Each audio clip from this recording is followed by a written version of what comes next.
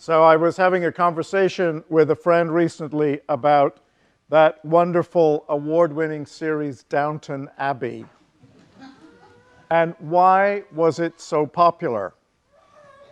And we had differing kind of points of view about why it was so popular. And my theory was that Downton Abbey is so successful because it's about feudalism scrubbed clean. That the people in power always make the right decisions.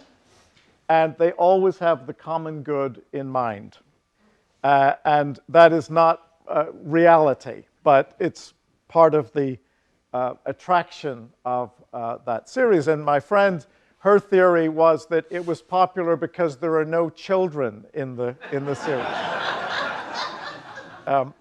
And so, you know, take out of that whatever you want, but we are still in the Christmas story. And commercially, the shops are counting all the money they made from us. But the church, we're still not over with Christmas. The readings and the liturgical themes are still pointing us to the Bethlehem event. And it's not, the story is not sentimentalized today. It's about kind of conflict and difficulty and rejection is a part of the story. And on Tuesday, the part of the Christian, a large part of the Christian community in the world will celebrate Christmas. Cam read the collect for Epiphany today, and it's the Epiphany. And we have a kind of a 12-day, 10 to 14 days difference between how we in the West, Christianity in the West, marks this story, and how Christians in the East mark this story. And that by itself is about a conflict. That 1582, there was a split in Christendom, and we're not even going to recognize the birth of Jesus on the same day. But we've been able to hold together the importance and what we have in common with that story through the Epiphany season. So looking at the readings today, it's interesting, we have 3 Gospels to choose from. Because next Sunday, Jesus is no longer a baby, he's a full-grown adult, and he's going to be baptized by John. So we have a lot to squeeze in today, and you have the story about the flight into Egypt, and for many, many people on our planet today, being a refugee, this will resonate with them. People who are displaced from their home because of politics or religion. That is a reality in our world. We also have the story of the coming of the wise men. And that is about the message, the Jesus story is not just a Jewish story about the coming of a king and a Messiah, but this is an event of cosmic significance. And people from other countries, symbolized in the Magi, come to bring gifts to this new king. And then we also have the story of King Herod, who is portrayed as a very nasty political leader. He's cunning, he lies to the Magi. And part of the other tradition of the Christian Christmas story is that these children, 2 and under, are brutally slaughtered because he is paranoid. And there's a biblical scholar called Gordon France who has shown a lot of interest in the kind of the personality of King Herod. And what we know about him, and if we psychoanalyzed him, we would probably describe him as a paranoid schizophrenic. That historically, even though the slaughter of the innocents is not historical record, we know enough about the political culture of this time that Herod, the way that he operated was he would get wind that someone was going to do him in, so Herod would kill them first. And then he would go on a kind of building project rampage, or he would reduce taxes for his people, trying to curry favor with them, and then he would get paranoid again and kill someone else. And in his day, he killed his mother-in-law, he killed his wife, and he killed his 3 sons, as well as religious leaders and leaders in the army. So we know that that even though the slaughter of the innocents is not on record, historical record, there is a lot of historical data to show that the climate in which Jesus was born was a very precarious one, and that there could have been a slaughter, certainly of children. It is estimated the population of Bethlehem around this time was maybe 300 people. So it might be 10 children that were actually massacred, but it was still a horrific story that is remembered by the Christian community as a part of the Christmas story. 100 years after the birth of Jesus, you have the Gospel of John reflecting on what the Bethlehem story was all about. He was in the world, and though the world was made through him, the world did not recognize him. He came to that which was his own, but his own did not receive him. Yet to all who did receive him, to those who believed in his name, he gave the right to become the children of God. So there is a connection between this gift of God that is not fully owned or recognized and is even rejected by some through violence. That is a core piece of the Christmas story that we reflect upon today.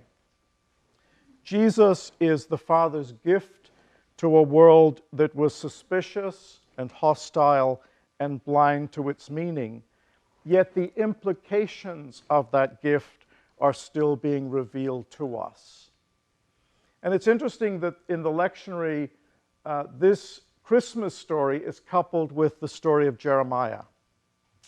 In Jeremiah, we talk about him as the lamenting prophet, the prophet who, like Jesus, was called to a very difficult ministry. He was called as a young prophet. He lived in a very difficult time of upheaval in his own community. His message was rejected by the community. He had many death threats. He was sent to prison. So there is a part of this story, unlike Downton Abbey, that is a kind of reality check about how difficult, what happens to good people in maybe a difficult world. How do people deal with that? And the theme and the message of the readings is about perseverance. God is saying to Jeremiah, they may oppose you, but they will not overcome you. And that in early Christian traditions, St. Augustine writes, it's interesting that Augustine uses Jeremiah as an example of perseverance. That when things are really difficult and you seem to be not making headway, hang in there, because the grace of God will get you through. So that is a part of the message that we are dealing with today, both in terms of linking the story of the birth of Jesus, and that did not end well. That was still very difficult for his family and the people around him who did not see that this was a gift of God. I want to reflect a little bit on some of the differences between the Eastern Orthodox tradition that our Christian brothers and sisters will celebrate this coming week. And they're very different from ours. And the theme of today, I think, is about reflecting on the gifts that endure. That's kind of what I got out of the readings, the blessings of God that endure. We've just been through Christmas, and what is it from this celebration that will endure for you as we enter a new year? And in the Eastern Orthodox tradition, first of all, it is not as commercialized as our Christmas, that it is not a time to exchange gifts or presents, but the importance is that the family gathers together for a meal. And the meal is a sacred meal because you don't eat meat at that, you eat fish at that meal. So an Orthodox Christmas will be a time when the family will share a meal of fish. And there is a very important role for the youngest member of the family. So if you're the youngest member of this extended family, you have a very important job. There will be a loaf of bread that is baked with a candle placed in the center of it. And you will also have a little cup of wine. And you will be sent outside the house. People are inside in the dining room. The child will go out and will have a little prayer. It's rather like, Grandpa God, come in and dine with us. And the child invites God into the family. And then when the child enters the room, the child plays the part of God and talks about all the blessings and the gifts that God will be giving that family in the coming year. So the focus is again on the gifts that endure. And it's about health, and it's about relationship, and it's about love. And then the eldest member of the family will break the bread, and there's a little coin that's baked in the bread. And if you receive that coin, it's an extra blessing from Grandpa God. And then when the meal ends, so a lot of it is about the sharing of the blessing of the gifts. And when the meal is over, whatever remains on the table is left for the ancestors who are not with us. So a way in which those who have gone before us are remembered and celebrated as the gifts to this generation. So in a way, what we are saying in the West and what our brothers and sisters are saying in the East is pointing to the same message, that Jesus is the gift, that we are gifts to one another. And there are many hidden blessings that we may not see, we may not realize, like the story of Jesus, that Jesus is still being revealed to us. And I suppose as we think about the more harsh realities of what it means to try to be faithful people, faithful Christians, faithful human beings, and to live into God's kingdom that are part of today's lessons, the core of the message is that to persevere, that God is with us in the blessings, in the good times, and in the hard times. To persevere, the grace of God is with us. Emmanuel, God with us. And like Mary, we ponder these things and treasure them and ponder them in our hearts.